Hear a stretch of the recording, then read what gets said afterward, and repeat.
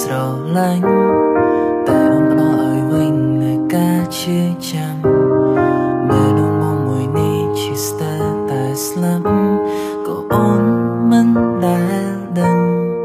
ស្រឡាញ់ប៉ុណ្ណាក៏បំនៅតែគ្មានតម្លៃព្រមបែរនងថ្លៃពេលនេះមិនមែនមានបងតែម្នាក់ស្នេហានេះមកលែងជឿជាក់ព្រោះទង្វើអូនបានបញ្ជាក់គឺរូបអូនប្រែអូនឈប់ស្នេហ៍ធ្វើឲ្យបងហូរទាំងនេត្រាពេលខ្លះរូបបងក៏ចង់ប្រាប់ឲ្យអូន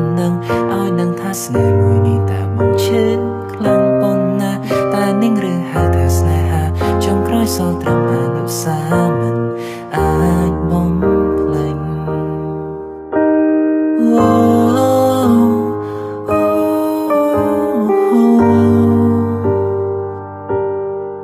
បានត្រឹមតែស្ដាយធ្លាប់សា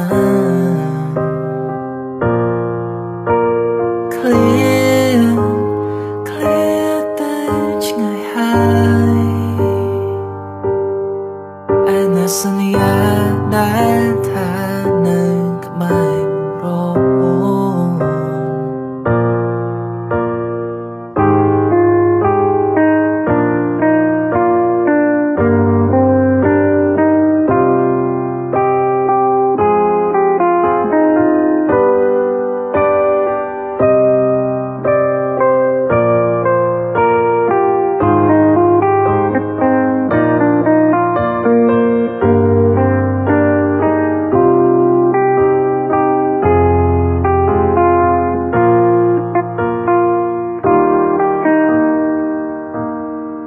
ស្រឡាញ់ប៉ុណ្ណាក៏បងនៅតែគ្មានតម្លៃព្រមបែរនងថ្លៃពេលនេះមិនមែនមានបងតែម្នាក់ស្នេហានេះមកលែងជឿជាក់ព្រោះទង្វើអូនបានបញ្ជាក់គឺរូបអូនប្រែអូនឈប់ស្នេហ៍ធ្វើឲ្យបងហូរទាំងនេត្រាពេលខ្លះរូបបងក៏ចង់ប្រាប់ឲ្យអូននឹ